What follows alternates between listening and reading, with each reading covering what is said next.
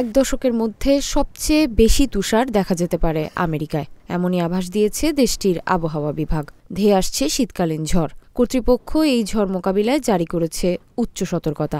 লাখো মার্কিনি এই শক্তিশালী ঝড় মোকাবিলার জন্য প্রস্তুতি নিচ্ছে। জরুরি অবস্থা জারি করেছে দেশটির 7 অঙ্গরাজ্য।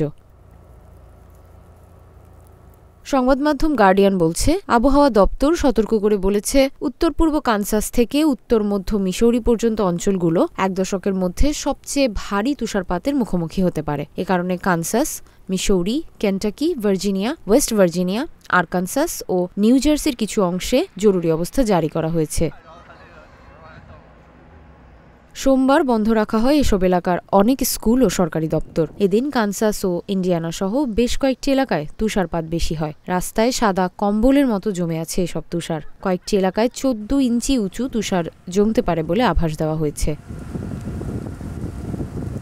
এছাড়া তুষার ঝড়েরও আভাস দেওয়া হয়েছে। জাতীয় আবহাওয়া সংস্থা জানিয়েছে, এক দশকের বেশি সময়ের মধ্যে এই ঝড় সবচেয়ে বেশি তুষারপাত এবং হিমশীতল তাপমাত্রা সহ তুষার ঝড়ের পরিস্থিতি বয়ে আনতে পারে বলে আশঙ্কা করা হচ্ছে।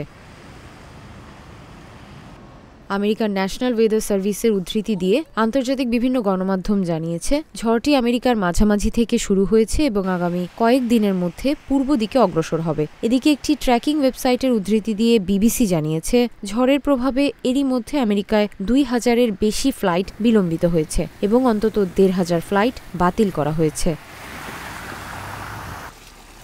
এর মধ্যে বহির্গামী ফ্লাইটের ক্ষেত্রে সবচেয়ে বেশি ক্ষতিগ্রস্ত হয়েছে কানসাস সিটি আন্তর্জাতিক বিমানবন্দর। সেখানে 86% ফ্লাইট বাতিল করা হয়েছে।